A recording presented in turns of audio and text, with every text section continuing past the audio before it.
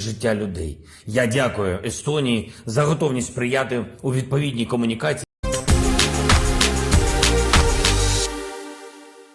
Ukraina Volodymyr Zelensky kembali memohon agar Sekutu Barat segera mengirim pasokan senjata dan amunisi ke Kiev pada hari Senin 24 April kemarin. Zelensky menekankan bahwa hal itu penting dalam melindungi kehidupan warga Ukraina. Pernyataan Zelensky muncul tak lama setelah pertemuannya dengan Perdana Menteri Estonia, Kaja Kallas, yang sedang berkunjung ke Ukraina. Mereka membahas janji-janji negara Uni Eropa tertentu yang belum selesai untuk memasok senjata dan amunisi ke Ukraina. Zelensky mengatakan kehidupan masyarakat secara langsung bergantung pada kecepatan penyampaian dan implementasi keputusan yang telah dibuat. Pada konferensi pers bersama, Zelensky berterima kasih atas dukungan substansial Estonia untuk Ukraina. Ia menekankan bahwa bantuan negara Baltik tersebut adalah salah satu yang terbesar di dunia dalam hal per kapita.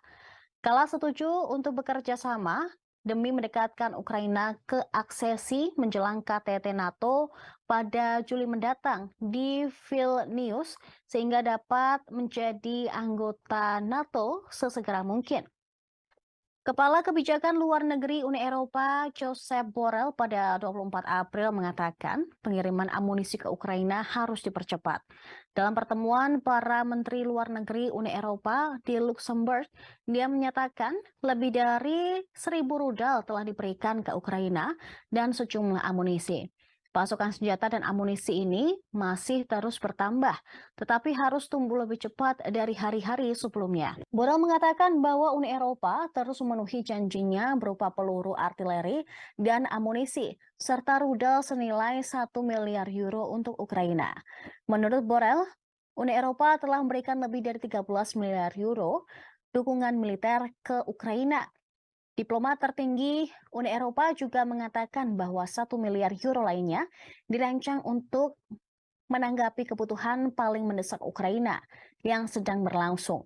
Kemudian 1 miliar euro lainnya sedang diselesaikan oleh negara-negara anggota dan bahwa pekerjaan untuk memberikan bantuan kepada Ukraina masih akan terus berlanjut.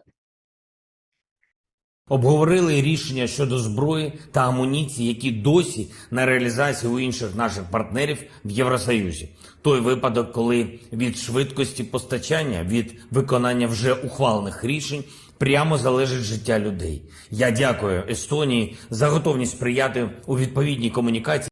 Terima kasih sudah nonton. Jangan lupa like, subscribe, dan share ya.